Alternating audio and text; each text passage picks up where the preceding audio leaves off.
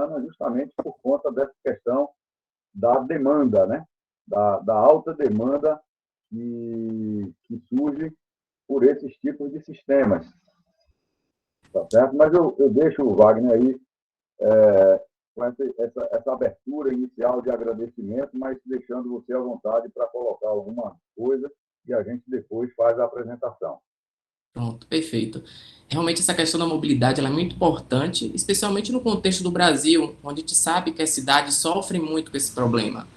E aí poder discutir esse assunto, ainda que sobre a ótica, né, do que existe na capital baiana, é muito importante, porque a gente sabe que nos últimos anos houve evolução da mobilidade urbana na cidade de Salvador, na região metropolitana de Salvador, e esses cases de sucesso, eles podem aí servir de espelho, né, para outras cidades no Brasil e para outras cidades no interior da Bahia também, óbvio que particularizando as soluções para a realidade de cada uma dessas cidades, né? Então, essa apresentação ela surge muito nesse sentido, porque a questão da mobilidade urbana ela ainda é muito pouco discutida, ela ainda é muito pouco percebida pela própria comunidade e sociedade de forma geral. Então, é uma oportunidade da gente trazer esse assunto para a mesa, de alguma forma, conscientizar as pessoas, né, sobre uma pauta que é tão importante, que tem impacto na qualidade de vida dos moradores das cidades, mas também tem um impacto na economia, né, porque às vezes a gente não leva em consideração o impacto que o bom sistema de transporte público tem na economia de uma cidade, na economia de um município e na economia de um estado.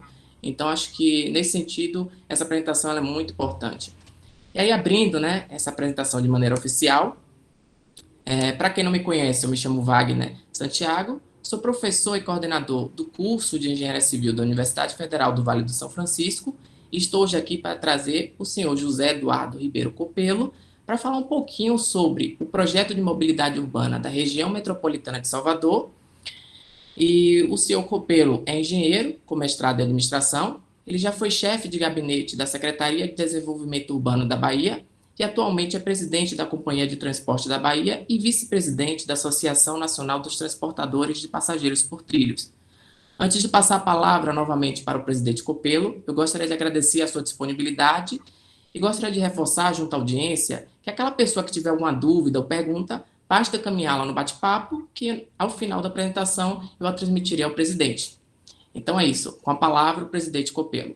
Então, perfeitamente, mais uma vez, boa noite a todos. Obrigado mais uma vez, Wagner e a Univar, pela oportunidade de estar apresentando aqui esse trabalho, que tem sido, de fato, tem trazido bons resultados e tem sido um certo espelho, digamos assim, uma certa referência para algumas outras iniciativas que estão tendo no Brasil. Eu vou pedir ao Fábio, que é nosso colaborador aqui na companhia, para colocar aí na tela a apresentação. Por favor, Fábio. Perfeito, presidente. Boa noite, pessoal. Boa noite a todos. Vou transmitir a tela. Só um minutinho.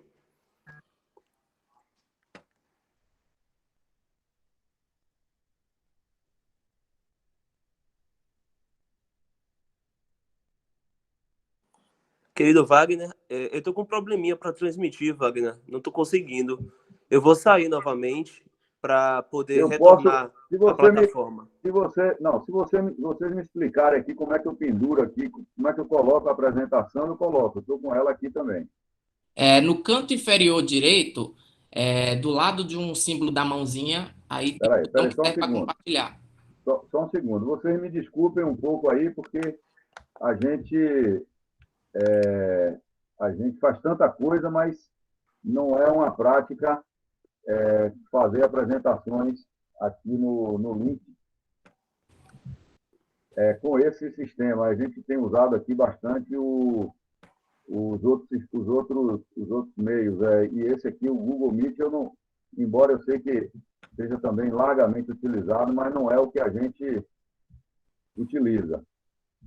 Então, vamos lá. Me diga aí onde é, do lado esquerdo, onde tem... No canto inferior direito, né, mais ou menos ali no Sim. centro, tem uma mãozinha, um símbolo de uma mãozinha, aí ao lado dela tem um símbolo ali, apresentar agora. Apresentar agora. Ok. Aí clicando, é possível A compartilhar. tela inteira, né? Isso. A tela inteira. Agora eu tenho que pegar o arquivo. Onde é que eu pego ele? Se ele já estiver aberto, aí já vai ser possível que a gente visualize ele. Já estava aberto. Peraí, só um segundo. Eu tô também tem. Apareceu lá, hein? Ah, mas eu tenho que tirar eu tenho que fazer a apresentação sem olhar vocês, não é isso? Isso. Aí depois a gente fecha e... Entendi agora. Bom, tá visível agora para vocês? Para mim ainda não apareceu, não. Eu estou tentando também aqui, Wagner. Estou com o mesmo problema na plataforma, não consigo apresentar. Ó, eu clico aqui, eu consigo apresentar uma tela inteira, por exemplo. Eu estou com minha tela inteira aqui, com minha apresentação passando bem. Para a gente ela ainda não aparece. Pode tentar de novo? Clicando lá no mesmo botão? Eu vou sair, Wagner, eu vou retornar a plataforma para corrigir esse sistema. Só um minutinho. Certo, Fábio? Porque, inclusive, anteriormente ela estava aparecendo. Vamos lá. Vamos aí aguardar o Fábio. Ele já está saindo e entrando aí de novo. Esses imprevistos acontecem, são normais. Veja aí agora. Ah, agora apareceu. Opa. Pronto, a gente já Então consegue. agora eu vou colocar aqui na tela inteira. Está visível agora? Tá sim. Então vamos lá. Eu costumo iniciar essas apresentações. Eu não sei quantos de vocês eu vejo assim que deve ser uma turma bastante jovem, mas eu não sei se vocês conhecem, se vocês viajam bastante e possam imaginar onde possa ser esta foto, este local onde foi tirada esta foto. Alguém poderia arriscar isso aí para mim? O meu palpite seria a Avenida 7, Salvador, a Rua Chile, aquela região ali. Pronto. Então você está muito bem, viu, Wagner? Esta foto, esta imagem, ela é da Rua Chile, nos idos de 1950.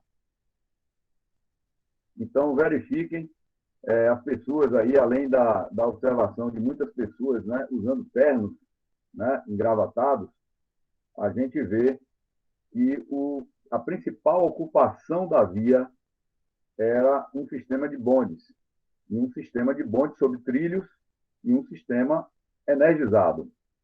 Para vocês terem uma ideia, esse sistema foi o principal sistema das principais cidades brasileiras até a década de 1950.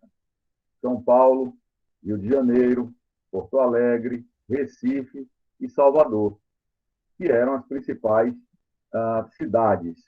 Brasília não existia e as outras capitais eram cidades menores. Todas as grandes cidades daquela época, grandes capitais, tinham seu sistema de bondes energizados em bitola 1435 e que perduraram até o final da década de 1950 e alguns até a década de 60, como foi o caso da cidade de São Paulo. Depois eles perderam espaço e aí tem um fator decisivo que foi o plano de desenvolvimento econômico e de industrialização brasileira a partir da indústria automobilística que entrou no Brasil na década de 1950, que foi o uso dos veículos automotores com pneus, né? E aí não só os veículos particulares, utilitários, mas principalmente os caminhões e os ônibus. Então, o nosso país ele foi por um caminho, a partir da década de 50, onde se privilegiou os sistemas por pneus, seja para passageiros ou carga, e foi se eliminando o transporte sobre trilhos. A própria região de Juazeiro foi motivo do primeiro investimento, ainda no século XIX, de ferrovias na Bahia, com a ferrovia chamada Bahia and São Francisco Railway, ou seja, Estrada de Ferro Bahia, que era como se chamava Salvador na época, até o século XIX, não que a cidade já era Salvador, mas se chamava sempre Cidade da Bahia, e São Francisco, porque o objetivo era levar até um trecho navegável do Rio São Francisco, e Juazeiro já era um polo naquela época, e dali penetrar tanto nos rincões de Pernambuco como nos rincões do sertão baiano. Essa ferrovia foi inaugurada em 1860, tem 160 anos, ela ainda existe como ferrovia, hoje aí operada pela Ferrovia Centro-Atlântica, de uma concessão federal, mas desde a década de 1950 e início dos anos 60, também deixou de ter passageiros, né? Então, praticamente se eliminou os transportes de passageiros, tanto nas grandes cidades quanto entre cidades, né? Chamado Intercities, que era o caso de Salvador a Juazeiro, passando por Senhor do Bonfim, passando por Juca, por Catu, por Alagoinhas, por Camaçari, por Dias d'Ávila, enfim, todos esses locais deixaram de ter o transporte de passageiros por trilho, assim como na própria cidade de Salvador, com a extinção dos bondes. Essa imagem agora aí já é da Cidade Baixa, onde hoje próximo aí, onde hoje é a Polícia Federal, aquele trecho ali do Porto. Essa imagem foi, inclusive, um pouco antes da complementação do aterro, aquela região toda é aterro, o mar se projetava mais adentro, e a gente também percebe aí a quantidade de bondes, né, elétricos que circulavam naquela época.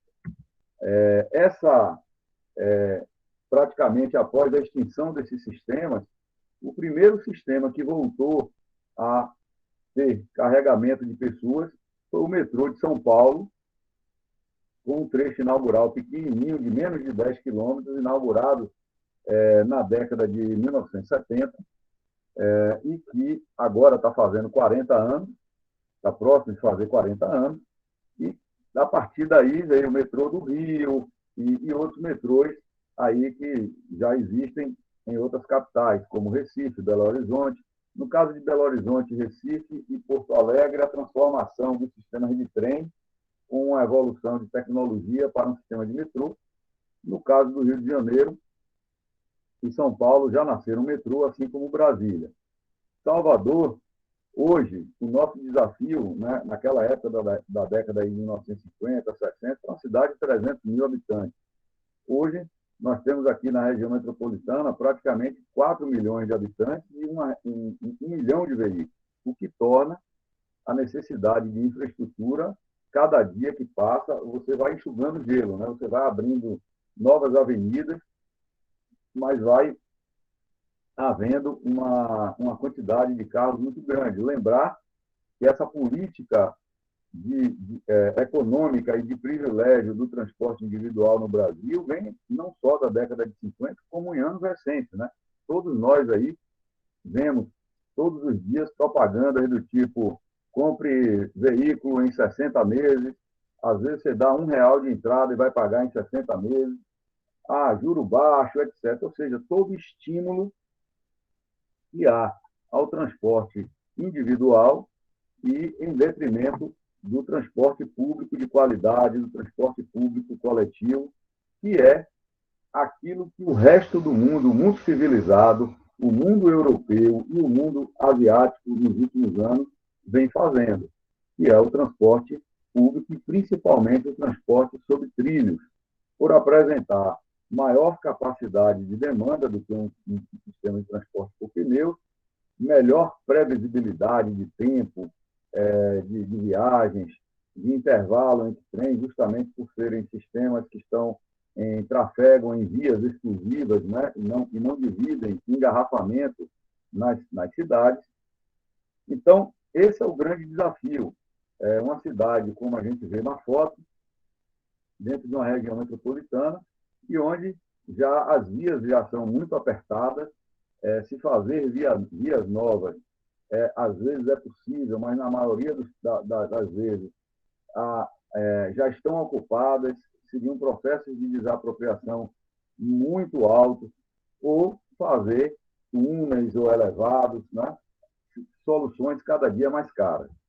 Então, quando iniciamos esse processo aqui na região metropolitana de Salvador, ele traz sempre, a gente busca sempre valorar um pouco aquilo que deixa de ser produzido quando as pessoas estão paradas num trânsito, num engarrafamento, ou quando elas demoram muito para fazer um percurso da sua casa para o trabalho, da sua casa para uma escola, para o plano de saúde, enfim, ou para um atendimento de saúde, enfim. Tudo isso gera uma impedância de custo muito alta e que tem um impacto no PIB calculado de mais de 4%. Quando a gente vê essa pesquisa que foi realizada, inclusive pela área empresarial, que foi a Federação das Indústrias do Rio de Janeiro, fez uma pesquisa com as 8 principais regiões metropolitanas do Brasil. Então, na coluna Brasil é o resultado do Brasil, a coluna RMS é como está a posição da região metropolitana de Salvador e qual o ranking que a gente estava naquele momento. Praticamente, depois de São Paulo e Rio, as maiores perdas relacionadas à imobilidade, né? É o contrário da mobilidade, é imobilidade, ou seja, é a dificuldade de se mover, a dificuldade de se transportar, os grandes engarrafamentos, nos colocando numa situação muito ruim sobre esse aspecto, isso implicando na qualidade de vida das pessoas, na produtividade das empresas, enfim, numa série de perdas aí. Então, quando o Estado começou a trabalhar no assunto mobilidade, tratou de fazer uma pesquisa, que é uma pesquisa técnica, chamada Origem e Destino. É através desse tipo de pesquisa que se consegue mapear o desejo das pessoas diariamente, né? Então, olha, as pessoas saem desse bairro e vão para aquele outro, vão do centro para aquela outra região, enfim. Essa pesquisa, ela está expressa aí na tela, e ela, para vocês entenderem, assim, quanto mais grossas essas linhas, mais representam a demanda de gente circulando por esses trechos. Esses trechos aí no sentido norte, o principal deles, o mais grosso, é o trecho da BR-324, da entrada de Salvador até chegar ali à região do acesso norte, a região do Iguatemi. Esse segundo à direita já é a avenida paralela até o trecho ali mais ou menos do centro administrativo, depois diminui um pouco, mas ele volta a crescer pela demanda já da conurbação com Lauro de Freitas, aí onde tem escrito BA 099. Eu não sei se vocês conseguem enxergar aqui a setinha da tela. Conseguimos, sim. Pronto. Então, eu vou ajudar vocês. Então, esse aqui é o principal vetor de demanda, é a BR-324. O segundo maior é a região da Paralela, desde 2012, e agora eu já posso até dizer para vocês que a linha da Paralela hoje já é mais grossa do que a linha da BR-324, pelos dados que a gente tem hoje, não de nova pesquisa origem e destino, mas pelos dados dos próprios cartões de transporte, né? Hoje praticamente não se paga mais transporte aqui em dinheiro, na roleta, e sim em cartões já carregados previamente, né? já com um sistema de carga nos cartões, e as catracas são todas eletrônicas por cartões. A gente vê aqui, à esquerda, à margem da Baía de Todos os Santos, a gente vê o trecho do subúrbio, como também ele é muito representativo, e, em último lugar, dentre os principais corredores, o da Orla Atlântica de Salvador é o de menor representatividade. E aqui, trechos menores aqui nessa região, isso aqui é a região da Via Expressa, Avenida Heitor Dias, aqui a região da Bonocô, indo ao centro da cidade, e aqui a região da Barra. Naquela época, a gente tinha uma duração média de viagem de 61 minutos para cada viagem, isso O que é que quer dizer isso? A média do tempo que as pessoas levam para sair de casa ao trabalho, dando 61 minutos. Ora, 61 minutos para ir, 61 minutos para voltar, praticamente as pessoas 2 horas, em média, dentro de sistema de coletivo. É óbvio que tem gente que não leva esse tempo todo, como também tem gente que chega a levar 3 horas por dia, principalmente os bairros mais afastados, que são os bairros mais populares, e concentram uma grande gama de trabalhadores que vão aos centros de serviço, aos centros de emprego, que ficam no centro da cidade, no centro expandido da região da Avenida Tancredo Neves e da Avenida Paralela. Naquela oportunidade, em 2012, o que é que a gente tinha? Tínhamos uma obra do metrô de Salvador, que era uma obra de 12 quilômetros, que saía da Lapa, aqui dessa região, indo até Pirajá, em 12 quilômetros, que na época existia uma obra que estava quase pronta, de 6 quilômetros apenas, e essa obra não avançava. Vocês são jovens, são novos, não sei se vocês chegaram a acompanhar isso, mas era piada, era alvo daquele programa da Bandeirante que chamava CQC, que sempre tratava da ineficiência pública, da gestão pública, casos absurdos. E naquele momento tinha-se R$ 1 bilhão investido e não transportava uma pessoa sequer. E as obras paralisadas devido aos embrólios aí que haviam com os tribunais de conta e os ministérios públicos. Naquela oportunidade, a gente também já vinha, como há muito tempo, com a precarização do sistema de trem de subúrbio, que também estava com o município. Bom, o Estado entrou nessa parada e, com base nesses dados, nesses estudos, desenhou uma coisa que a gente chama Programa de Mobilidade Urbana da Região Metropolitana de Salvador, que está expressa nesse mapa. Não é um programa de realização de 1 ano, de 2 anos, e sim um programa para ser implantado em torno de 10, 12 anos. Nesse momento, nós começamos a implantá-lo em 2013. Estamos com 8 anos de implantação, estamos aí com cerca de mais de 60% dos investimentos previstos já implantados, mas, obviamente, que esse trabalho continua. Nesse momento, nós temos uma gestão do Estado que se conclui no próximo ano, o governador Rui Costa, que foi um grande motor desse programa. Esse programa se iniciou no governo Jacques Wagner, em 2012, 2013, tendo o secretário Rui Costa na Casa Civil.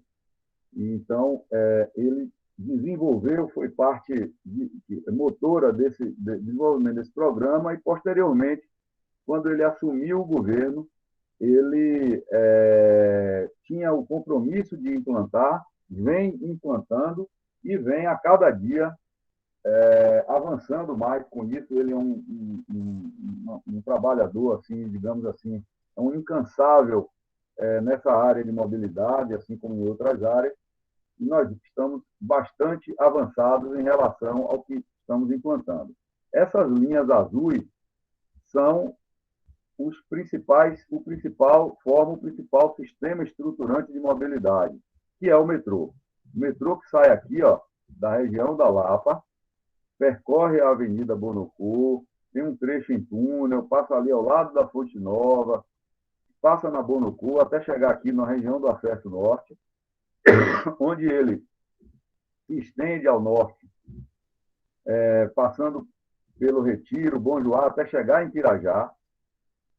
A continuação depois, até a região de Águas Claras, que nesse momento estamos com essas obras em andamento, onde será aqui, nessa região, a nova estação rodoviária de Salvador. Vocês que vierem de ônibus de Juazeiro, de Petrolina para Salvador, daqui a alguns meses, daqui provavelmente 1 ano e meio, vão chegar de ônibus à nova rodoviária aqui, vão pegar o metrô para se deslocar no resto da cidade.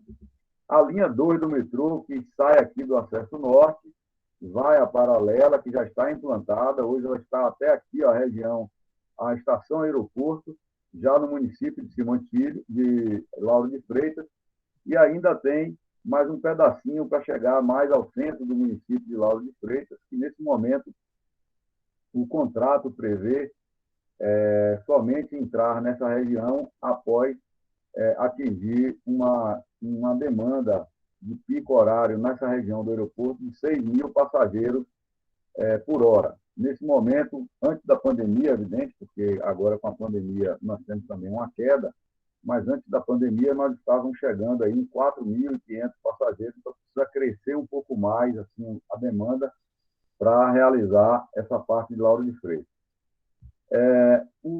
Outro investimento importante que vocês outro dia tiveram uma apresentação com o pessoal da Skyrail, o Metrogreen, que é a BYD, que é a concessionária para implantação e exploração aqui do chamado VLT monotrilho para substituir o trem de subúrbio, e não só substituir, que hoje, até então, ele ia de calçada até Paripe, mas para alongar ele já aqui no município de Simões Filho, nessa parte norte, depois até o sul, a região do comércio, e uma ligação aqui com o metrô, justamente na Estação Acesso Norte. Então, a Estação Acesso Norte, ela será a estação central do sistema estruturante, porque ela já tem as duas linhas de metrô e terá, em mais algum tempo, a linha do VLT monotrilho.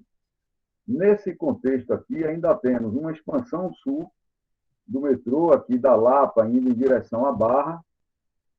É um trecho de 3 quilômetros, que nesse momento estamos realizando o projeto. Os estudos preliminares já estão concluídos e nós estamos agora fazendo um projeto mais encorpado e em breve poderá ser lançado também. Neste mapa, a gente vê também essas linhas em vermelho ao norte, que são o chamado VLT metropolitano, que poderá sair de uma dessas integrações e alcançar a região do município de Simões Filho, né, na sede do município de Simões Filho, e depois, nesse mapinha aqui à esquerda, está vendo? Chegando aqui em Simões Filho, ele derivar para o município de Candeias, até a refinaria, inclusive, e a área do Porto de Aratu, e do lado direito aqui, ó, em direção a Camaçari e a Dias d'Ávila. Então, essa é uma parte que não será feita, essa parte de Dias d'Ávila, Camaçari, Simões Filho e Candeias, não há condições de ser feita mais nessa gestão estadual, mas o plano está lançado, os estudos existem e esse programa deverá continuar. Em linhas verdes, nós temos os chamados corredores transversais que ligam a costa atlântica, né, até a Baía de Todos os Santos. Então, são dois corredores, o corredor da Avenida Gal Costa e o corredor da Avenida 29 de Março, e observe que eles são corredores para serem instalados linhas de BRT. Nesse momento, o Estado está implantando essas linhas através da Condé, não confundir com o BRT que está sendo feito pela Prefeitura, que é um BRT naquela região da Lapa para o Iguatemi, mas não sobreposto ao metrô. Ele vai pela Avenida Vasco da Gama.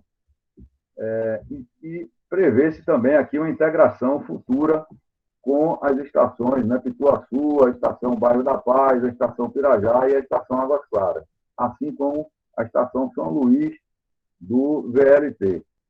Aqui, à esquerda, aqui, em avanço para o mar, é o sistema viário oeste, que a gente muitos chamam de Ponte Salvador-Itaparica, que também integra aqui nessa região. Ou seja, é um planejamento complexo, estruturante, é um planejamento de Estado, não é um planejamento apenas de gestão, de 4 anos, e sim um planejamento de médio e longo prazo, investimentos aí somados com os da ponte, que chegam perto de 20 bilhões de reais, dos quais hoje nós temos uma boa parte implantada, né, com as linhas do metrô e agora implantando já a expansão do metrô, as linhas verdes aí da Condé e já o início de obras também do VLT, mas ele se prolonga aí por algum tempo, né, em direção às outras cidades da região metropolitana. Aqui eu vou trazer fotos dos investimentos de mobilidade que foram feitos de 2012 para cá. O primeiro deles aí, a Via Expressa, que liga a BR-324 ao Porto de Salvador.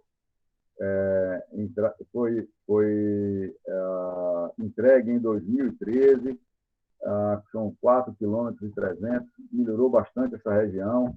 Aqui nós temos os viadutos da Avenida Paralela, na região do Imbuí. Esses viadutos aí, vocês ainda estão vendo a foto, ainda sem o metrô no canteiro central da Paralela. Esses viadutos foram feitos pelo Estado alguns meses antes da entrada do metrô e já foram feitos para justamente permitir que o metrô passasse por essa região e a gente eliminasse aqueles retornos em nível que existiam na Avenida Paralela. Também foram entregues, estão operando. Esse é o viaduto de Narandiba, também entregue em 2014. Esse mapa mostra as ligações. A Avenida Luiz Eduardo Magalhães já existia, mas ela não tinha as alças. Ela não se interligava com a BR-324, não se interligava com a famosa, com a área de Costa Azul, e com isso daí permitiu um desafogo e um melhor uso da Avenida Luiz Eduardo. Esta foto aí é da continuação da Avenida Luiz Eduardo, justamente com essas ligações de bairro, com essas alças que foram feitas, que elas não existiam antes, melhorando bastante a funcionalidade dessa região. Aí nós temos uma via expressa feita pelo metrô.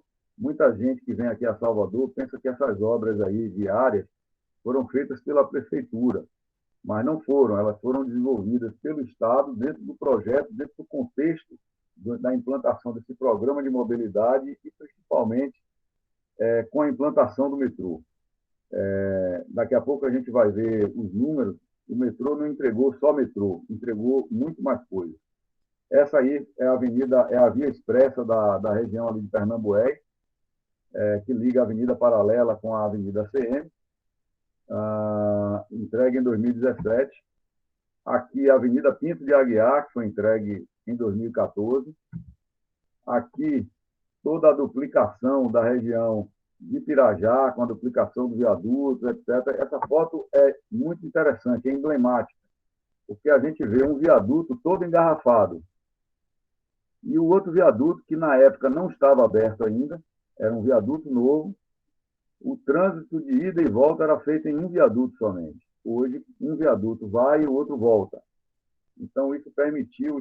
Essa era uma região que, entre 7 e 8 horas da manhã, diariamente, as pessoas ficavam aí em torno de 40 minutos no engarrafamento, só para sair dessa região.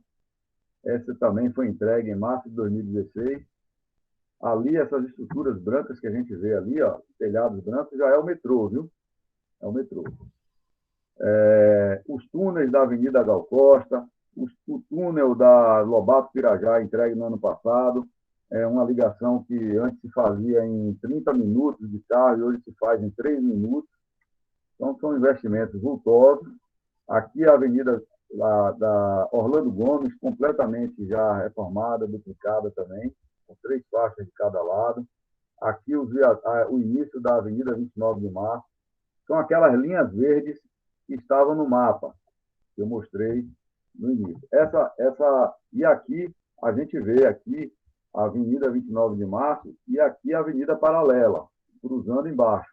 E aqui à direita a estação do metrô, a estação chamada Bairro da Paz, já com a integração, como eu mostrei no mapa, que estava previsto. Aqui são outras obras, as obras dos viadutos de Ferreira Costa, de Alphaville. Foram 3 viadutos na região de Lauro de Freitas, tem um viaduto de Estela Maris. Tudo isso todos esses viadutos foram por conta do metrô. Tá? Aqui também nós temos a Via Metropolitana, que faz um bypass para as pessoas não terem que passar pelo centro de Lauro de Freitas em direção ao litoral norte. Essa foi entregue em junho de 2018. E aqui, finalmente, nós vamos chegar no nosso metrô.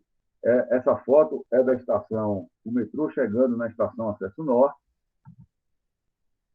E, como eu ia falando, essas imagens aí são de 2013, alguns dias antes do Estado receber da Prefeitura as obras. Então, esse era o estado que nós recebemos as obras do metrô. Não carregava nenhum passageiro, não chegou sequer a haver um teste de passageiros com metrô, e as obras inacabadas. Aí embaixo a gente vê como é que chama? As caricaturas, né? Aquelas coisas das charges que saíam em jornal, o metrô lá cheio de teia de aranha, né? E por aí vai, os ônibus lotados, enfim, toda a situação que envolveu. A solução que o Estado deu para o metrô foi a concessão através de uma parceria público-privada. Como eu falei no início e até um pouco antes da apresentação, Wagner, a gente não pode falar sempre só da engenharia. A engenharia consegue fazer tudo. A engenharia consegue colocar um belíssimo trem de passageiros ligando, por exemplo, Salvador a Juazeiro. Não tenha dúvida que isso é possível. Agora, tudo precisa se sustentar, porque senão termina depois, com o passar do tempo, ficando obsoleto, sem condição de sustentar, prestando um mau serviço. Então, foi fundamental o tipo de modelagem colocada para essa concessão, essa parceria pública-privada. Então, nós fizemos várias inovações. Foi a primeira parceria PPP integral de mobilidade urbana no Brasil, envolvendo projeto executivo, implantação, operação e manutenção do sistema. Ela realmente foi um destaque de modelagem de performance das obras. Tem uma matriz de risco muito clara, onde não deixa margem de dúvida sobre de quem é risco de projeto, risco de obra, risco de demanda. Né? Então, assim, o contrato é muito claro. Os bens, embora implantados, parte deles com recursos privados da concessão, mas são todos bens reversíveis ao Estado, ou seja, os bens são todos nossos, são todos da nossa população, da população pagadora de imposto. O concessionário ele tem a obrigação de devolver esses bens ao fim dos 30 anos de concessão, ou se lá no ano 2043, que é quando se encerra essa concessão, o Estado resolver fazer uma nova licitação e continuar fazendo uma parceria público-privada, na época vai se escolher a melhor modelo, a melhor forma de poder fazer. Um projeto de 41,5 km de extensão, com 23 estações. Dessas 41,5, já temos 33 quilômetros em operação plena e mais 5 nesse momento em obras. Aqui é o trecho que eu vou mostrar até Águas Claras. Nós temos 20 estações em operação e mais 2 agora já em construção. Nós temos integração física, não apenas não apenas física, e sim também tarifária. As nossas estações, das 20 estações em operação, nós temos 18 com bicicletários. Então, você pode chegar com bicicleta, chegar lá, colocar a sua bicicleta e vai de metrô para onde você tem que ir. Na volta, você vai encontrar sua bicicleta lá no mesmo local que encontrou, porque é seguro, é um bicicletário fechado. Todo o sistema de acessibilidade está dentro do metrô, seja para a questão de deficiência física, auditiva, enfim, todas as acessibilidades de normas estão dentro do metrô. Tem escadas rolantes, elevadores, rampas acessíveis, enfim, piso tátil, enfim.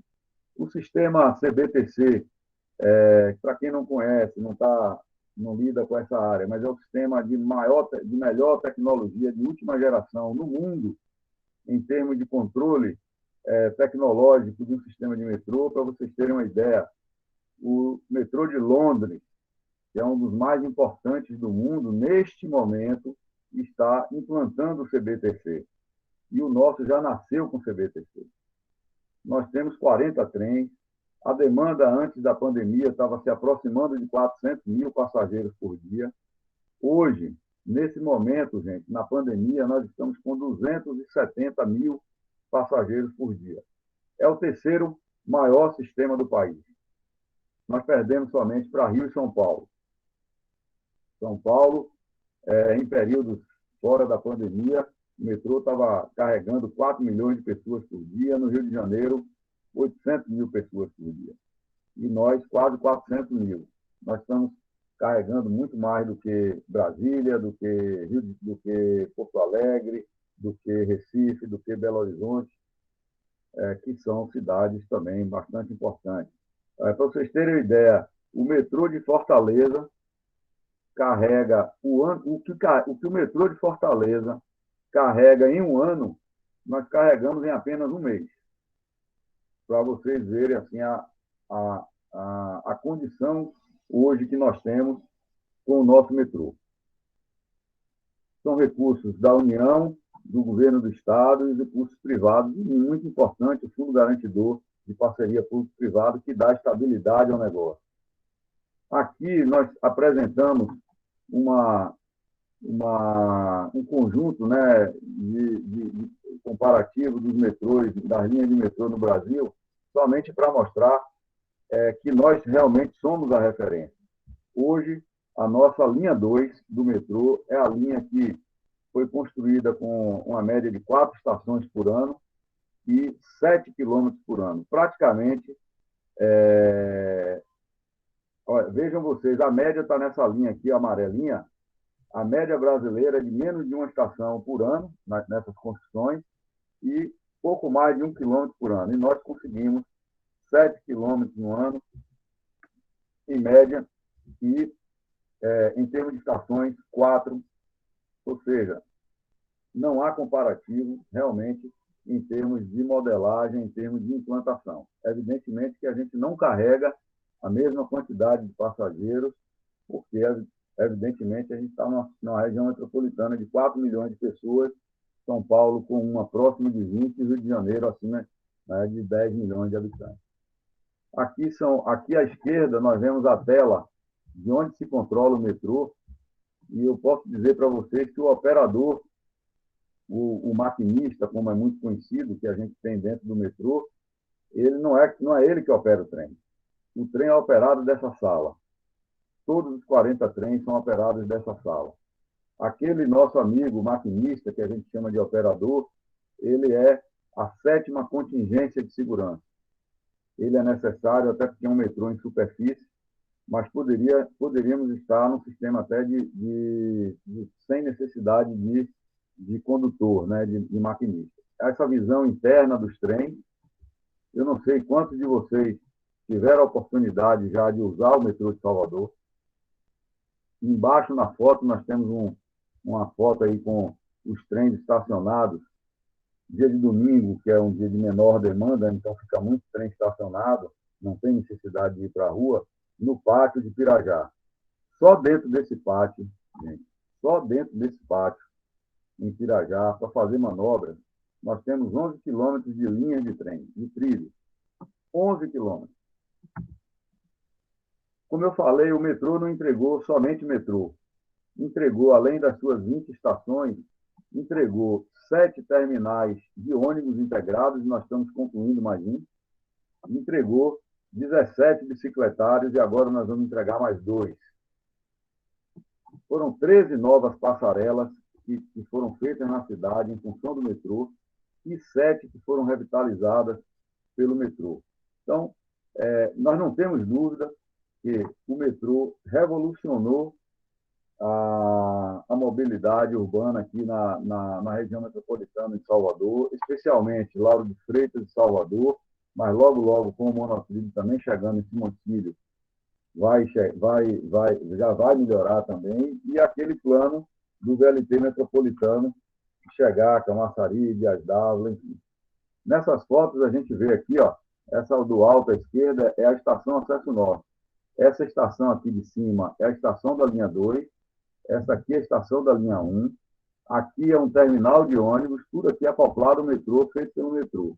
E aqui, onde está a setinha que eu estou passando vai ficar a futura estação do VLT que vem de subúrbio. Vai ficar aqui, exatamente aqui, encaixada, junto à passarela, ao terminal de ônibus e à estação de metrô.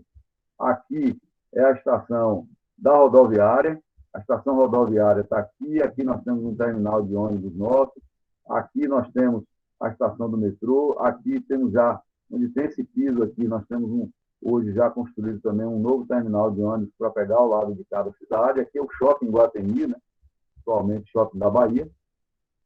Aqui é o de Mussurunga, a estação está aqui embaixo, ligando aqui com a passarela ao terminal de ônibus, e aqui o de Pituaçu. Aqui tem um centro administrativo, aqui ao lado aqui, ó, dessa passarela à direita tem o estádio de Pituaçu, e aqui nós temos o nosso metrô. Então, nosso metrô, gente, ele é um dos poucos do país que servem que chegam a aeroporto. Na verdade, ele é o único. O de São Paulo está chegando perto agora, vai fazer um hubzinho de um people mover para poder conseguir chegar no terminal de Guarulhos, e tem a linha de monotrilho que ainda não chegou, mas está perto de chegar no aeroporto de Congonha, em São Paulo. Mas nosso metrô, além de alcançar o centro da cidade, além de alcançar o centro administrativo, aquelas vias estruturantes, ela chega no aeroporto, atende bastante bem aos estádios de futebol, né? A Pituaçu está aqui, ó. E a Fonte Nova também é atendida com 2 estações, a estação Campo da Pólvora e a estação Brotas. Aqui, voltamos para os viadutos. Sim, aqui é a estação do aeroporto. Aqui é a estação aeroporto. O aeroporto está desse lado aqui, ó, à esquerda. Aqui sai um people mover que lhe deixa aqui em mais 6 minutos dentro do terminal do aeroporto, já para você embarcar, para fazer o check-in. Aqui é um terminal de ônibus integrado, isso aqui é o município de Lauro de Freitas, tá certo? Esse terminal aqui praticamente divide as cidades, né? Aqui, tá vendo esse riozinho aqui, essa vegetação? Para lá, Salvador, para cá, Lauro de Freitas, tá certo? Isso aqui é a Avenida Santos Dumont de Lauro de Freitas. Aqui, o sistema de shuttle, né, do People Mover aqui, com os ônibus ar-condicionado, são ônibus de alto padrão, com Wi-Fi, enfim, com lugar para colocar as malas, para poder ele deixar dentro do terminal aeroviário. E aqui as conexões todas feitas com a cidade de Lauro de Freitas. Aqui na Avenida Paralela, nós construímos no canteiro central, ao lado do metrô, além dos bicicletários, nós construímos duas pistas. Uma pista de bicicleta, uma ciclovia, toda estruturada, essa ciclovia toda em concreto armado, assim como essa pista de caminhada também. São 12 quilômetros e 200 metros, e fizemos a recomposição vegetal, com 3 vezes mais árvores do que existia antes no canteiro da Avenida Paralela. Então, é uma avenida hoje bastante agradável, praticamente todos os locais, os bairros servidos aí com o metrô, com todas as conexões. A gente vinha falando, Wagner, você comentou da importância, né, da mobilidade na questão do contexto econômico, etc. E a gente pode listar que os bons sistemas de mobilidade, não somente os metrôs, os VLTs, os monotrilhos e outros, eles trazem muitas externalidades positivas. Óbvio, o tempo que as pessoas ganham, né? Eu estava falando naquela hora que antes do metrô as pessoas estavam gastando aqui em média 2 horas. Hoje a média já caiu, então boa parte bem expressiva das pessoas está ganhando em torno de 20 a 30 minutos por viagem. Isso quando você contabiliza num dia, dá quase 1 hora por dia. e ao longo de um ano, quanto você deixou de estar dentro de um ônibus, no calor, engarrafado. Isso gera tempo para outras atividades, ou para a pessoa se dedicar à família, ou para fazer atividade física, estudar inglês, ir para a faculdade, chegar no horário, enfim, não precisar sair de casa tão cedo. Toda a atividade econômica tem um ganho de produtividade, as pessoas chegam para trabalhar mais dispostas, chegam numa condição mais positiva para trabalhar. A valorização imobiliária no entorno das estações de um sistema desse, seja um metrô ou um monotrilho, ela é evidente. Ela ocorre em todo o mundo, em todos os lugares que se implantam sistemas desses. É mais ou menos assim, a mesma casa, se ela for construída até 500 metros de uma estação de metrô, ela vale, sei lá, 20%, 30% a mais do que a mesma casa construída longe do metrô, pela facilidade que gera para as pessoas. Novas centralidades, as coisas mudam ao redor, seja por novos investimentos públicos ou privados, vão surgindo novos serviços no entorno das estações, a indução de uso do território, né? Ora, se eu tenho uma área que está muito bem servida de transporte público de qualidade, ali vão surgir condomínios, vão surgir edifícios, sejam comerciais, sejam residenciais, enfim, todo um contexto de desenvolvimento econômico. O metrô, gente, o transporte sobre trilhos é o transporte mais seguro do mundo. É o mais seguro do mundo.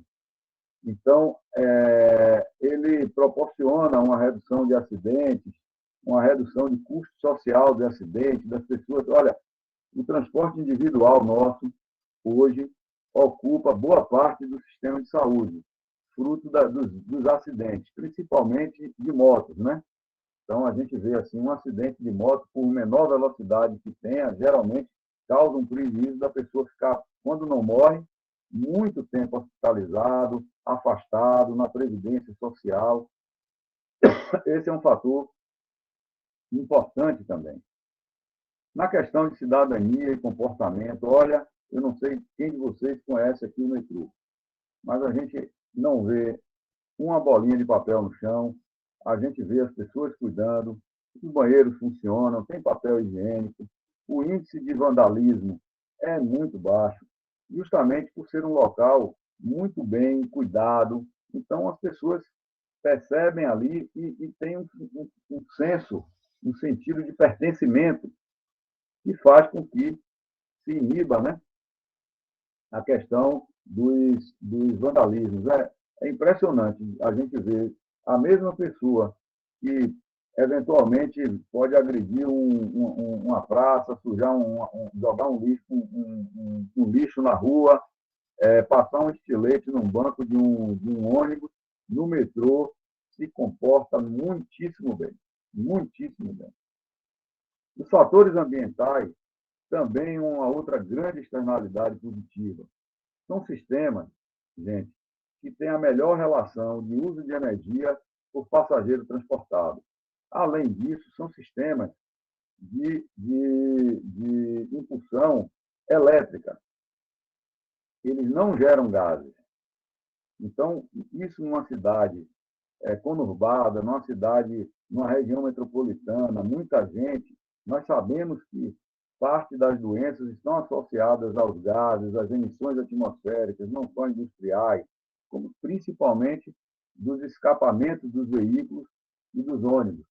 Né? E no caso desse tipo de sistema, a gente não emite nada, ou seja, tem uma contribuição, um fator ambiental extremamente positivo. Nós fazemos pesquisas, avaliamos a concessionária, nós temos um contrato que dá a condição da gente, até o último dia da concessão, exigir qualidade, e hoje a gente pode dizer que o metrô, juntamente com o SAC também é muito bem avaliado. O SAC é aquele serviço de atendimento ao cidadão, certamente em Juazeiro também deve ter unidade do SAC, mas o SAC e o metrô são os serviços públicos mais bem avaliados do estado da Bahia, superando o serviço de energia elétrica, o serviço de telefonia, o serviço de saneamento, sejam eles da Embasa, ou seja eles dos SAAI. Enfim, o metrô é hoje um campeão de satisfação do seu cliente, né, do seu usuário. Aí está também, inclusive aqui através dessa pesquisa, a gente pode, de forma indireta, através dos cálculos, porque aqui foi a pergunta, qual era o metrô, o meio de transporte que você usava antes. Então, a gente aqui, Wagner, consegue dizer que o metrô conseguiu tirar praticamente 10 mil veículos das ruas de Salvador e de Lauro de Freitas. Seja ele deixou mesmo na garagem, ou então uma retirada parcial, né? O sujeito vai de casa até um ponto de estacionamento, depois pega o metrô. Mas esse é um dado importantíssimo, essa contribuição à melhoria do trânsito, à redução das questões ambientais, redução de engarrafamentos, né, com essa retirada também dos veículos da rua. Esses são os nossos próximos desafios. Nesse momento, melhorar a racionalização dos acordos aí com o município de Salvador para a racionalização das linhas de ônibus e que ele conclua o que foi previsto e assinado no nosso acordo, no nosso contrato de programa. Hoje, o passageiro aqui está com um cartão do metrô, ele entra em qualquer ônibus de Salvador ou da região metropolitana, e vice-versa. A integração tarifária é de 100%, mas ainda existem linhas que precisam ser racionalizadas para que as pessoas levem menos tempo dentro dos ônibus, para que seja mais útil, o maior uso do metrô. Tá? Também está sendo previsto aí uma melhoria nos padrões dos ônibus metropolitanos. O governador está querendo muito ver se adquire aí uma frota de ônibus também elétricos para o sistema complementar de integração. Bom, nesse momento, eu já citei aí durante a apresentação, umas 2 ou 3 vezes, nós estamos implantando a extensão norte, o chamado tramo 3 da linha 1, é o trecho de Pirajá, Águas Claras. São 5 quilômetros de extensão, daqui a pouco a gente vai ver algumas fotos. Nós estamos à previsão de conclusão no segundo trimestre de 2022, lá entre o mês de setembro, outubro, por aí. São mais 5 quilômetros com 2 estações, teremos mais um terminal de ônibus na região de Águas Claras, com a novidade, vai ser integrada com a futura nova estação rodoviária de Salvador. A extensão sul, que eu também já comentei, que a gente está com os estudos preliminares, são 3 quilômetros, estamos em fase de projeto para chegar da Lapa e estender também para a região do Campo Grande, da Graça e da Barra. Essa foto, ela é emblemática. Eu não sei se vocês podem identificar, você, Wagner, que acertou a outra, não sei se você pode identificar onde é esta foto. Essa foto aí é do antigo Shopping Iguatemi, né? Atual Shopping da Bahia, a rodoviária do lado, né? Essa avenida aqui, ó, é a Avenida ACM. Nesse terreno aqui, que está em mato, é hoje aquela grande igreja enorme que tem, acho que é a Universal. Aqui é o Shopping da Bahia, na sua primeira configuração, antes das ampliações. E aqui é a estação rodoviária que está hoje em funcionamento. Aqui essa pista vai em direção à paralela, tá certo? E esta foto é de quando se inaugurou os 2 empreendimentos, tanto a nova rodoviária quanto o Shopping Iguatemi. Eles foram inaugurados, acho que em 1973 e 1974. Essa foto é de 1975. Veja quantos anos tem de 1975 para cá, são exatamente 45, 46 anos. Veja como nada quase era ocupado. Só tinha mesmo a rodoviária e o Iguatemi. E aqui do lado direito, estava construindo o Centro Empresarial Iguatemi. Então, a gente imagina que com a nova rodoviária de Águas Claras vai acontecer um processo muito parecido. Muito parecido. Ainda mais que vai ter metrô. Então, está aqui, ó, BR-324, o nosso metrô que está sendo construído, está vindo aqui, ó, vai entrar aqui, aqui vai ser a estação do metrô. Desse lado de cá é o terminalzinho de ônibus urbano e metropolitano, os ônibus da própria cidade, os ônibus que vêm também metropolitano, de Simões Filho, de Camaçari, por aqui. Aqui é a Avenida 29 de Março, aqui é o bairro de Águas Claras, todas as edificações horizontais, dá para perceber bem, e aqui ocupações de galpões. E aqui um grande terreno hoje ocupado por aqueles containers, né? Com uma espécie de retroárea de porto aqui. Então, aqui será a nova estação rodoviária intermunicipal, interestadual. E o metrô vai ficar, inclusive os pisos da nova rodoviária vão ser no mesmo nível. Você vai sair do piso embarque, você vai sair do ônibus, você vai chegar de Juazeiro, vai sair do seu ônibus e vai andar em torno de 40 metros e vai entrar no metrô. É uma maravilha. Será uma maravilha. Né? E eu fico imaginando, Wagner, toda essa área aqui, o que será daqui a 20 anos, hein? Certamente aqui vai ter vários investimentos públicos e privados. Nesse entorno aqui deverão surgir muitos empreendimentos. Aqui já é a obra, né, que nós estamos fazendo nesse momento. Aqui é onde vai ser a Estação Campinas. Ela já está tomando corpo como estação. E aqui do lado direito eu já vejo que tem a laje já do resto da parte da continuação do metrô. E aqui é onde vai ser a futura estação Águas Claras. A estação do metrô ficará exatamente aqui onde eu estou nesse trechozinho aqui, ó. Esse grande terreno que está aqui, que já está em terraplenagem, é onde vai ser a nova rodoviária. Do outro lado, onde está essa parte aqui vai ser aquele terminalzinho de ônibus. E aqui já é o bairro de Águas Claras. Já bastante denso, né? Águas Claras já é bastante denso. E aqui aqueles galpões, aquelas, né? Que futuramente devem todos ser transformados em novos centros de serviço, edifícios empresariais, comerciais e residenciais. E nós temos a PPP do VLT do subúrbio, que foi objeto de uma apresentação que vocês tiveram aí outro dia, creio que foi o Renato, né, que fez a apresentação. Isso, ele mesmo que apresentou. Pronto. O contrato é parecido com o contrato que nós fizemos no metrô, é uma concessão de 35 anos, só que no metrô é a CCR e aqui é a Skyrail. É um projeto de 23 quilômetros, com 26 estações na primeira e segunda fase. Prazo de implantação está indo para 2024, com um atraso, né? Tem um início de serviço somente esse ano e ainda não engrenou de forma definitiva para que a gente pudesse estar antecipando esse prazo. Vai ter a interligação com o metrô na estação Acesso Norte. Futuramente, isso já está, inclusive, previsto, eu já comentei, o uso do VLT metropolitano. A demanda aqui na ordem de 170 mil passageiros por dia. Aqui está a linha, o projeto que ele mostrou para vocês, tá certo? A região toda aqui do subúrbio, né? Desde o comércio, calçada, que é onde até então vinha o trem vinha aqui de calçada até aqui, até Paris. Então ele agora vai se estender até o município de Simões Filho, aqui nessa localidade, esse bairro chamado Ilha de São João.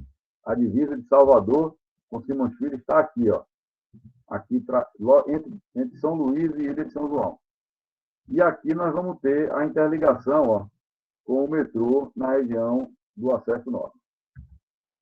Aqui como ficarão as estações, são todos trens modernos também, trens automatizados, também com sistema de câmera, de TV, sistema moderno também um CBTC, sistema de câmera com CCTV, que são as mais modernas também, interior do trem, já tem um trem, esse trem já está, o primeiro trem já está fabricado, está na China e vai chegar no início desse ano que vem, não adianta vir um trem sozinho.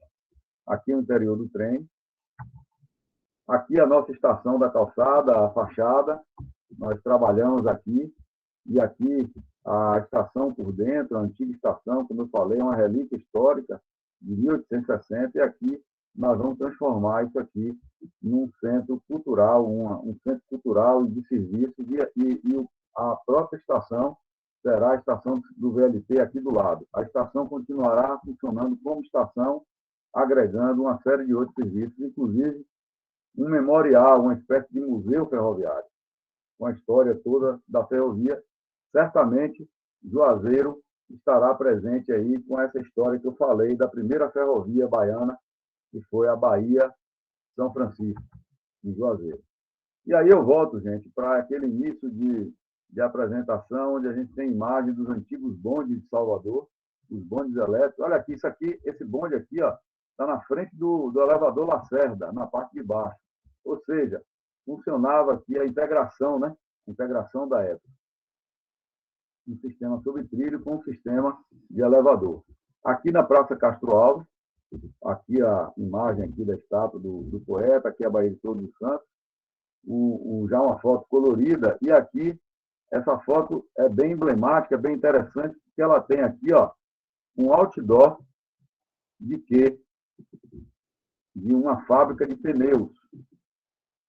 E veio esse sistema de pneus, aqui já estavam os ônibus, ó, tem ônibus aqui desse lado, aqui também, tem a carinha dos ônibus, e aqui é como se o pneu estivesse aqui assistindo às últimas viagens de um bonde elétrico em Salvador. À esquerda, nós vemos um mapa de bondes da época. Incrivelmente, a gente chegou a ter 129 quilômetros de linhas energizadas de bonde, praticamente todas as cumeadas da cidade tinham bonde. O bonde ia dar toda a parte da ribeira, aqui da península, toda a região do comércio, Cidade Alta, Avenida 7, Carlos Gomes, as cumeadas de Brotas, do Cabula, Federação, até chegar no Rio Vermelho e até a Amaralina, que era o ponto final, toda a cumeada da Liberdade, até chegar aqui, ó, Vitória, Graça e Barra. Era isso que nós tínhamos, e se a gente perder um dia os bondes, mas perdemos o bonde da história, como diz o ditado, mas a gente está recuperando de uma forma bastante importante, vibrante, e com um sistema hoje prevendo toda essa integração aqui, ó. Não apenas o metrô, o monotrilho, com os ônibus, que são também muito importantes, né? Quando a gente fala, às vezes, dos ônibus, a gente fala meio que comparando com a questão do metrô, do monotrilho, mas não pode se perder a importância dos ônibus. Os ônibus são muito importantes, têm uma capilaridade muito importante, assim como também aqui com os barcos, né? Salvador aqui tem as travessias aqui para as ilhas, todas aqui vão estar praticamente integradas ao VLT, e os ascensores entre Cidade Alta e Cidade Baixa. E aqui ainda tem as bicicletas, os bicicletários. Então, era isso que eu tinha para apresentar, para mostrar assim para vocês, e podemos aqui retomar com mais algum tempo que a gente possa estar dispondo aqui. Primeiramente, eu gostaria de agradecer a apresentação, né? Ela foi muito rica e ela foi interessante porque a gente conseguiu aí, de alguma maneira, perceber, né, que depois de muitos anos priorizando o transporte individual, o transporte sobre pneus, o Estado, ele retomou a rédea aí do transporte público, partindo aí para o investimento em transporte sobre trilho, e a gente realmente sabe, quem acompanha pelo menos, né, nas redes sociais, na própria imprensa, os cases de sucesso aí em Salvador. O próprio metrô, né, que foi motivo de chacota por muitos anos, hoje é um case aí reconhecido no Brasil inteiro. E a gente tem agora o projeto do monotrilho, do VLT monotrilho, que parece que está enfrentando, não sei, né, pelo menos com base no que eu andei lendo aí na imprensa, algum problema aí com relação ao financiamento, mas a expectativa é que ele possa aí logo decolar e atender a população da cidade e do estado, né, oferecendo aí um serviço de qualidade semelhante. Hoje, Wagner, chegaram 2 máquinas de fundação, de estaca raiz. Então, assim, a gente está mais lento do que o esperado, era para a gente estar muito mais avançado, mas o projeto não está parado, e a gente tem tido assim uma evolução como essa de hoje, né? Então, o pátio já está em obra, já está em terraplenagem, os canteiros, o canteiro principal já existe, e hoje chegaram já estamos construindo subestação de energia, uma das subestações, e agora já entra, hoje já entraram máquinas para iniciar as fundações de estaca-raiz. Ah, maravilha. É bom ver que o projeto está andando, independente aí dessa eventual novela que exista relacionada ao financiamento, né? Eu separei aqui algumas perguntas que foram colocadas no bate-papo e eu vou tentar organizá-las aqui com base no modal. Com relação ao metrô, existe aqui algumas perguntas com relação à expansão sul rumo à Barra, né? Se já foi definido realmente o traçado, se vai ser subterrâneo, como foi apresentado originalmente, ou se vai ser em elevado pela Avenida Centenário, já algo definido nesse sentido?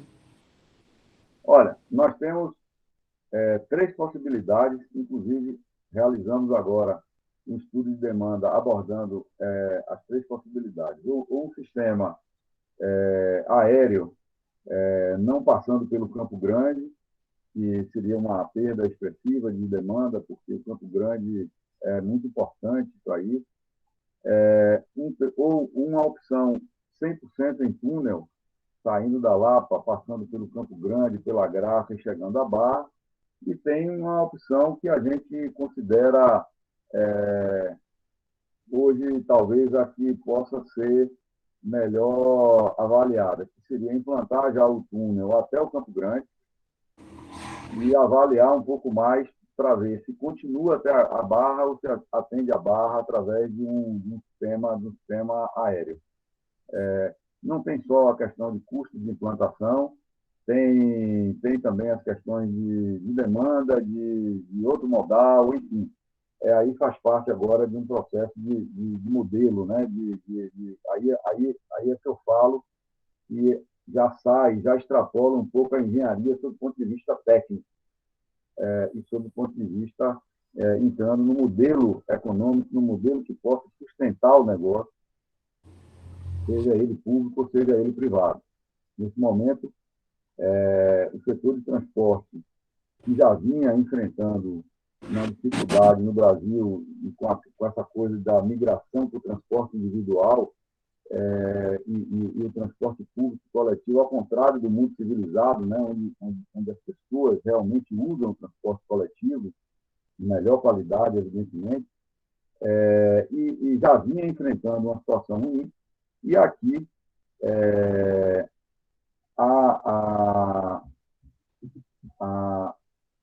como é que se diz, a pandemia que gerou uma crise maior. Então, hoje no mundo inteiro, não apenas no Brasil, se discute a forma e modelo de remuneração do transporte. A gente não está aí falando em lucro, não. A gente está falando em manter mesmo o sistema, seja ele público, seja ele privado. Porque, de um lado, você tem uma demanda que cai, o que, numa lógica normal, faria um encarecimento de tarifa, e você tem uma população que paga, que não pode pagar, certo?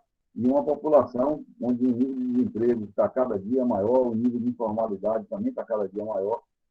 Então, esta equação de pagar ou de sustentar o sistema de transporte apenas pela tarifa está se exaurindo, ela está se esgotando, está chegando ao fim.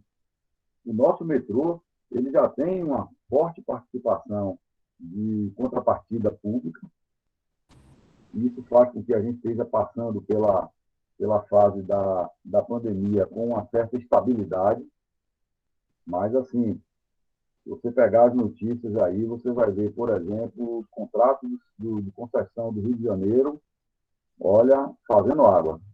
Está fazendo água. Tanto a Supervia, que são aqueles trens suburbanos do Rio de Janeiro, quanto o próprio metrô do Rio de Janeiro, está numa situação um pouco melhor, mas também está muito difícil. VLT, Carioca. Os modelos que o Rio adotou são modelos única e exclusivamente calcados em tarifa pública. E o de São Paulo, como tem uma base também de metrô estatal, está se segurando, e também tem contratos com bandas de demanda, como é o caso aqui da Bahia. Então, outros lugares, está sendo muito sofrido essa área nesse momento. Mas os desafios aí estão postos. Gostaria de convidar vocês aqui, vocês aqui estão, de certa forma, longe, mas as oportunidades que tiverem em Salvador, se você quiser, através da faculdade, se você quiser vir marcar uma visita presencial ao metrô, está disponível, futuramente ao VLT também, para que sua turma possa conhecer um pouco mais. Do ponto de vista mais técnico de engenharia, nem se fala, né? Obras que têm túneis, que têm elevados, viadutos, soluções de drenagem, soluções tecnológicas. Tem soluções aqui de alguns viadutos que foram enfrentados, foram colocados a primeira vez aqui na Bahia. Nós vamos ter as travessias agora nesse tramo que estamos fazendo, esses 5 quilômetros, são 2 travessias sobre a BR-324 duplicada, quer dizer, são travessias longas que faremos sem interromper o trânsito da BR-324, através de metodologia de balanço sucessivo, que não é uma novidade, já foi feito agora recentemente naquela ponte ferroviária do Rio São Francisco, lá mais ao sul, não em Juazeiro, lá na região de, salvo engano, de Botirama ou Goiás da Lapa, por ali. Eu realmente não conheço a ponte, mas são soluções de ponto de vista de engenharia bastante interessantes também. Os telhados da estação não têm estrutura, são telhas autoportantes. Né? Você olha para cima, você não vê uma cruzeta, você não vê nada segurando, apenas o telhado apoiado nas laterais. Aqui, e o telhado em telhas autoportantes. Né? Então, são boas soluções que foram dadas. De vez em quando tem aparecido umas mensagens de perguntas aí, eu vi alguém perguntando que solução, que resultado foi encontrado na sondagem do túnel. De certa forma, já era esperado, porque as rochas aqui são fraturadas, mas encontrou um bom equilíbrio. A gente esperava que a rocha estivesse um pouco mais acima, mas ela está mais abaixo, que vai fazer com que as estações sejam um pouco mais profundas. A estação do Campo Grande ficaria um pouco mais profunda. A gente estava imaginando que ela ia ficar como a estação do Campo da Pólvora, que é em torno de 30 metros de profundidade, mas ela vai ficar um pouco mais, porque a rocha, na verdade, ela foi encontrada um pouco mais para baixo. E é muito mais vantajoso você fazer o túnel em rocha com a sustentabilidade que ela possa lhe dar. Não chega a 40 metros, não, mas vai chegar mais perto disso, Jones. Aí tem um estudo também do pente fino, né? Nós fizemos algumas sondagens e outros seriam aí com o projeto executivo e a cargo de quem também ficasse com a construção. Eu ouvi alguém perguntar também aí, escreveu alguma coisa sobre a extensão de Lauro de Freitas, se ela poderia ser feita sem um gatilho. Poderia ser por uma iniciativa pública e uma decisão política. Mas, como eu falei, se justifica nesse momento, ainda, inclusive, com a questão da pandemia desse jeito, arriscar agora, já poderia caber ali em Lauro de Freitas, que é uma coisa que a gente também anda estudando, ao invés do prolongamento do metrô, já um sistema capilar sobre trilhos, tipo um monotrilho ou um VLT, onde pudesse encaixar na estação aeroporto, mas pudesse fazer mais capilaridade dentro do próprio município e conseguir trazer a demanda. Entendeu? Então, são questões que não são meramente de engenharia e também, às vezes, nem só também de decisão política. Um investimento é intensivo, é um investimento realmente muito alto e, além disso, o custo operacional de manutenção, principalmente no padrão que nós temos, e hoje realmente, aquela pesquisa de qualidade que a gente fez de satisfação, ela não é atípica, não. Ela é um resultado que condiz com o padrão que hoje tem no metrô aqui em Salvador, e a gente tem depoimentos, inclusive, de outras pessoas, de outros estados que conhecem metrô, de pessoas que usam metrô em outros países, de estrangeiros, de que a gente não tem um serviço a dever a ninguém. Isso nos dá muita satisfação, porque quando a gente fica falando das pessoas irem para o transporte público, irem para o transporte coletivo, é óbvio que ele tem que também estar preparado para isso. É óbvio que ele tem que ser confortável. É óbvio que ele tem que ter um bom atendimento, entendeu? Então, tudo isso faz parte aí. Alguém perguntou se há possibilidade de aditivo. Sim, sim. A concessão até tem uma obviedade. Uma empresa que está numa concessão, que já opera 33 quilômetros, vai operar mais 5, vai operar 38 quilômetros. Como é que eu vou colocar uma outra empresa para operar 3 quilômetros? Não existe empresa que viabilize operar 3 quilômetros de metrô. Entendeu? Então, é óbvio que a gente tem que encaixar isso dentro de um aditivo que contemple o interesse de ambas as partes, mas não há muito o que fugir, e o próprio contrato também prevê essas possibilidades. Ainda sobre o metrô, né? Algumas perguntas o senhor já adiantou aí, né? Com relação a essa expansão lá em Lauro de Freitas, que ainda está sendo discutida, inclusive a possibilidade, né, de colocar um outro modal com maior capilaridade para atender a cidade. Com relação à expansão sul, a ideia que parece que está mais adiantada seria de fazer uma primeira expansão até o Campo Grande e a partir do Campo Grande se avaliar, né? O que seria feito dali para frente. Tem uma pergunta aqui sobre a possibilidade, né, dessa expansão sul ser feita via aditivo, mas aí dessa forma não seria apenas a operação, né? Seria a construção. Se a pergunta foi relacionada também com o investimento ser feito pela concessionária, o contrato não veda. Porém, a gente já, agora com o próprio tramo 3, a gente já fez com investimento público. Já não fez esses 5 quilômetros que nesse momento estamos em construção, não é com a CCR. Nós estamos fazendo diretamente, nós contratamos o serviço, as obras, e vamos entregar no contrato com a CCR para ela operar. Entendeu? Então, como ele disse, não veda, mas também faz parte da engenharia e da estratégia de modelo e de economia que possa ser adotado. É preciso que haja interesse aí de ambos os lados, né, para que isso... Exatamente. Alguém lançou uma outra pergunta que eu não percebi aí. Ainda com relação ao metrô, alguém pergunta aqui se existe a possibilidade de instalação de PSDs, né, as portas, né, nas plataformas, se existe algo que viabilize essa instalação, porque a gente vê em São Paulo, né, um movimento nesse sentido de implantação dessas portas, para aumentar a segurança. Bom, eu posso lhe dizer o seguinte: quando fizemos o projeto aqui, nós pensamos em implantar as portas de plataforma. Já era possível, a tecnologia já estava existente em 2013, quando fizemos o projeto e tudo, mas nós achamos o seguinte: nós estávamos muito apertados em termos de conseguir fechar, e foi realmente um desafio muito grande. Havia aí uma possibilidade de essa concessão não vingada, deserta, e a gente, quanto mais risco coloca na concessão, mais dificuldade você tem para poder encontrar uma boa parceria. E deixamos essa possibilidade como uma possibilidade de evolução, tá certo? Eu posso dizer para vocês que ela agrega muito, ela está começando a agregar em São Paulo, porque o nível de gente que chega nas plataformas de São Paulo é tão grande que o risco que se tem de as pessoas caírem, enfim, de coisa é muito maior. O nosso sistema ainda tem uma folga muito grande.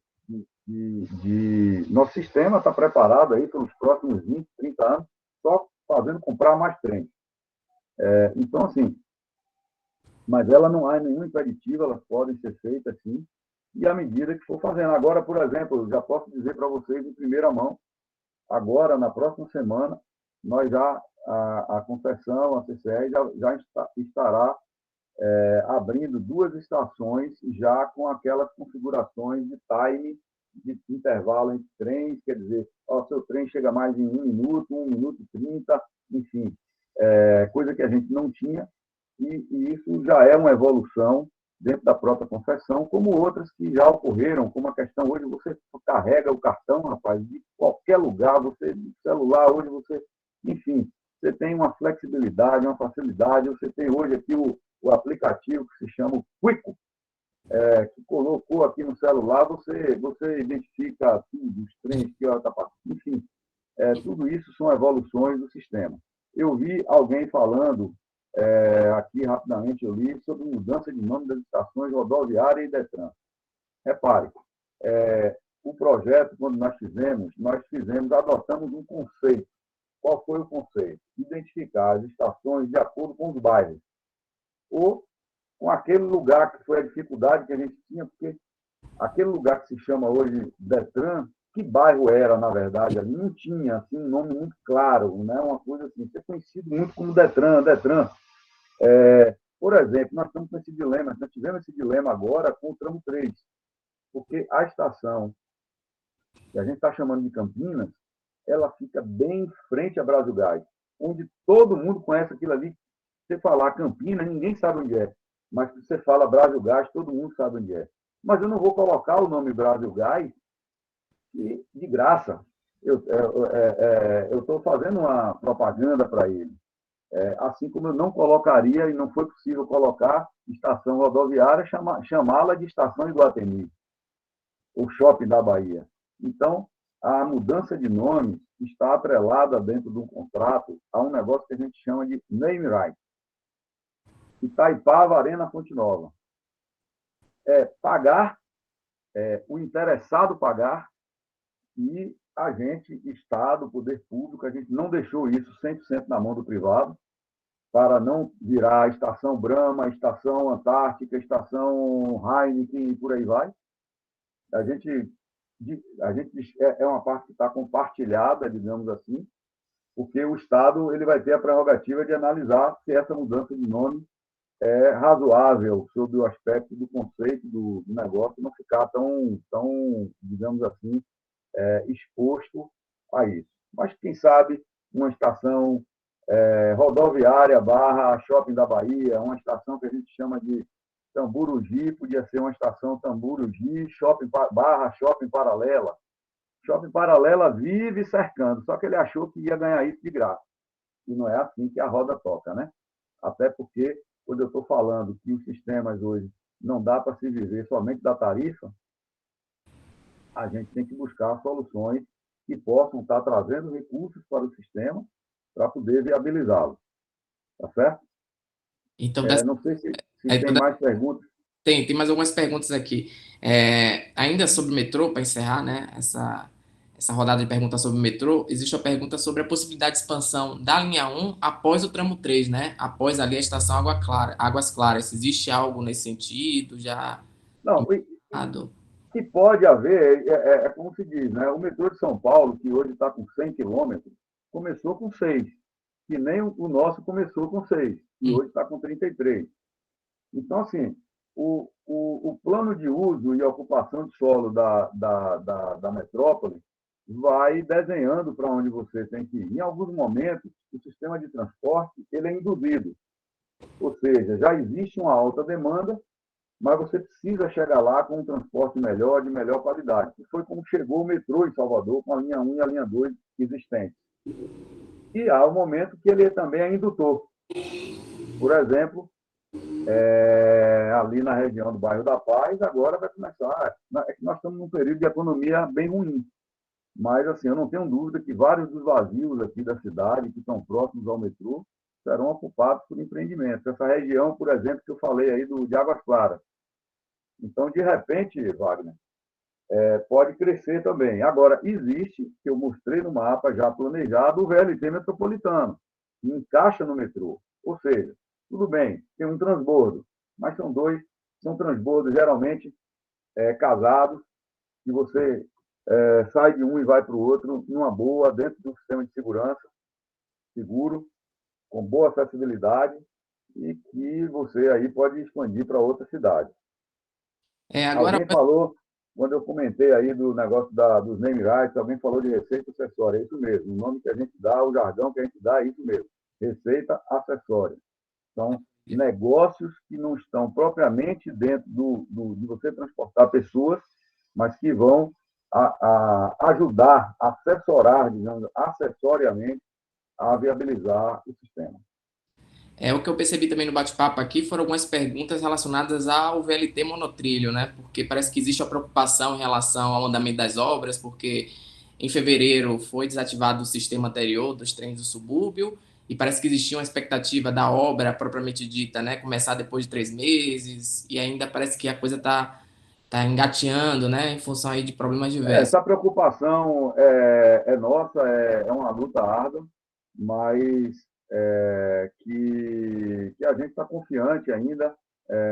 Estou trazendo até essa notícia que hoje chegaram 2 máquinas já de fundação na área do pátio, né, de manutenção. Me lembrei agora, voltando a falar em porta de plataforma, o monotrilho 100% porta de plataforma, viu, gente? Mas aí por uma questão realmente, porque o sistema é elevado, ele não tem laje, é um trilho guia, então, assim, a porta de plataforma lá é obrigatória. Certo, certo. Porque realmente parece que existe aí uma preocupação em relação ao monotrilho, mas parece que está tudo encaminhado, é só ter um pouco de paciência aí que as obras engatilham, né? A gente precisa de paciência e confiar naqueles que estão buscando fazer, né? E nós temos vamos dizer assim, essa confiança que vai acontecer. Certo. Ainda com relação ao monotrilho, né? Existiram algumas perguntas com relação ao terminal de ônibus de integração, porque a gente vê muito terminal de ônibus associados ali às estações do metrô, mas no monotrilho a gente não tem nenhum terminal, assim, pelo menos no nível do projeto. Não sei se depois vai surgir algum, como parece que vai surgir um ali na estação Campinas de Pirajá, né? Que foi um projeto que surgiu depois da obra ter sido iniciada, né? Em Campinas não é o monotrilho, Campinas é o tramo Metrô. 3. Então, ela foi licitada sem o terminal, mas nós acabamos de licitar o terminal. Está em processo de licitação, nós vamos receber as propostas no dia 3 de dezembro. Ainda não sabemos quem vai ganhar, quem vai colocar, mas é um terminalzinho pequeno, mas que vai ajudar na integração ali daquela região de Marechal Rondon, Campinas de Pirajá, todo ali o metrô. Já no VLT, nós vamos ter 3 terminais, um em Paripe, um em Paripe, um em Baixa do Fiscal e um na chegada ali do sistema lá de Ilha de São João, já em Simões Filho, para pegar os ônibus metropolitanos que vêm pelaquela região. E tem um terminal que, na verdade, já está operando e vindo ao metrô, acoplando com o metrô, que é o terminal de acesso norte, que também servirá ao monotrilho. Então, o monotrilho terá quatro terminais. Então maravilha. Então eu posso imaginar que esses terminais vão ser licitados mais na frente aí, depois que as obras avançarem, né? Porque, pelo menos com base na apresentação lá que o Renato fez para a gente, esses terminais não estavam incluídos no Não projeto. estavam incluídos no contrato dele, mas a gente está tratando de colocar em aditivo. Pronto, maravilha. Uma última pergunta que eu tenho aqui é com relação a projetos aí de transporte de média capacidade em cidades do interior do estado, né? Juazeiro, Feira de Santana, que é uma cidade bem grande, com mais de 600 mil habitantes, Vitória da Conquista, etc. Se há algum desenho aí do governo do estado em atender também essas cidades com projetos adequados, né, à realidade delas. Wagner, eu vejo da seguinte forma, eu particularmente, eu estou hoje mais em cima dos trilhos, né, digamos assim. Mas eu vejo espaço para que se possa fazer algumas melhorias, se desenvolver algumas coisas em algumas regiões. Feira de Santana já teve alguns investimentos do Estado e está tendo um investimento também da própria prefeitura lá.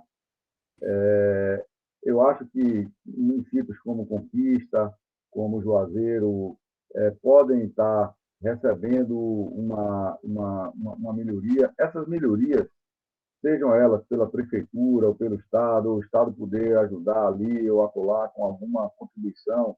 Agora, parece que vai realmente sair, já está aí em licitação, a duplicação porque já existe uma conurbação, inclusive uma micro-região metropolitana entre Ilhéus e Itabuna, né?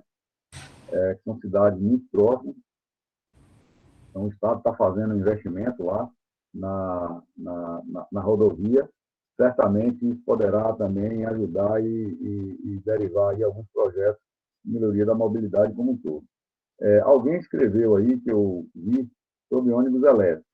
Nós andamos testando os ônibus elétricos não para substituir o trem do subúrbio, como se imaginou, ou alguém colocou aí, enquanto o VLT está em obras. Não foi esta a proposta.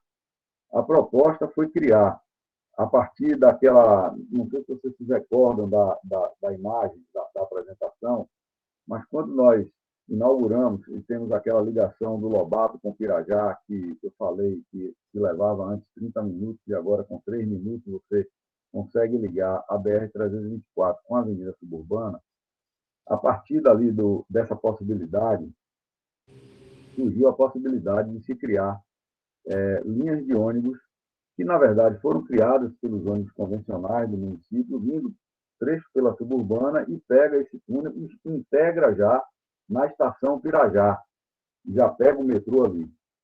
E o Estado começou a fazer uns testes para que pudesse fazer uma linha. Você sabe que o Estado não pode fazer esse tipo de linha sem a autorização do município. Então, teria que ser uma linha metropolitana saindo de lá de Ilha de São João para poder vir percorrer. Esses testes não foram ainda capazes de concluir, tem negociações com as empresas, aí o Estado teria que fazer uma nova permissão, tem uma certa complicação, não no querer fazer, mas vamos dizer assim, no modelo que possa estar se colocando. Então, o Estado recolheu um pouco isso, na verdade, não a ideia e não a busca de fazer, mas está olhando fazer agora, já com aquelas linhas verdes que estão ali, aquelas que eu coloquei, que no convênio, no contrato com o município, diz que o Estado implantaria aquelas linhas verdes e o município operaria com ônibus BRT. Mas a gente está vendo aí a situação das concessões municipais também, já teve a devolução de uma bacia, tem uma situação nesse momento muito complicada de sustentabilidade dos ônibus, e o Estado está analisando de um outro modelo poder utilizar e fazer o sistema de ônibus elétricos, principalmente nesses corredores verdes aí. Há, nesse momento, uma negociação envolvendo também a prefeitura. Eu não posso adiantar muito essas informações, porque não estão comigo e também estão em processo de negociação. Pronto, perfeito. Eu gostaria de agradecer mais uma vez a apresentação, tá? Acho que a gente conseguiu aqui aprender muita coisa com essa apresentação de hoje. A gente também conseguiu perceber a importância de fazer um planejamento de longo prazo, porque quando a gente fala de transporte público, a gente está falando aí de investimentos que vão transcender gestões, né? Então, não são investimentos aí feitos em 1, 2 anos, né? Então, são investimentos que são feitos em horizontes longos de tempo, e aí a importância do planejamento. E eu espero, né, que o case aí de sucesso da região metropolitana de Salvador possa inspirar outras cidades no Brasil a voltar a investir em transporte público de qualidade, especialmente aí o transporte sobre trilho, que é aquele realmente que tem mais segurança, que consegue atender de maneira mais plena e com maior qualidade as pessoas no dia a dia, né? Nós recebemos aqui, ao longo desse tempo, nós recebemos aqui 7 estados, 7 regiões metropolitanas aqui que vieram estudar, e a gente sempre está conseguindo. Ontem participamos, representando a MP Trilhos, nossa equipe participou de debate com o Ministério do Desenvolvimento Regional, onde a gente colocou mais algumas coisas, tá buscando tentar e solucionar, enfim. Recebemos, ao longo desse tempo também, 3 digamos assim, 3 estrangeiros, digamos, 3 delegações estrangeiras que também vieram buscar conhecer aqui e poder está melhorando lá os sistemas. Então, isso realmente nos traz uma satisfação e um ânimo, digamos assim, porque não é fácil, é muito complicado. Nesse período da pandemia tem sido extremamente mais difícil, tá certo? E a dedicação que a gente tem, a nossa equipe tem, é muito grande. Eu agradeço, Wagner, mais uma vez o convite, estou à disposição. Quando vocês quiserem vir conhecer de perto, pode me falar. Eu estou vendo aqui que a gente praticamente ficou quase 2 horas. Isso é bom, né? Não é o comum, não, viu? Não é o comum, não. Geralmente, minha participação não passa de 1 hora. E eu já estou, inclusive, com a voz aqui já bem acabadinha, digamos assim, precisando um pouco de descanso. Estou com minha pastilha aqui do lado. Então, mais uma vez, obrigado e parabéns aí pelo seu trabalho, tá? À frente da CTB, tá fazendo a diferença, porque a gente vê realmente os projetos andando. E a expectativa aqui, enquanto cidadão, é de ver no futuro aí o monotrilho engrenado, ver aí o tramo 3 da linha 1 já em funcionamento e poder usar isso tudo, né? Porque... É o que todos nós queremos, é o que todos nós queremos. Então, parabéns aí, muito obrigado mais uma vez pela apresentação, pela disponibilidade aí, né, do seu tempo, para trocar um pouco de figurinha com a gente. Um abraço a todos, viva o São Francisco, viva Juazeiro, viva a Petrolina e todos vocês aí. Um abraço a todos aí. Tchau, tchau. Tchau, tchau, viu?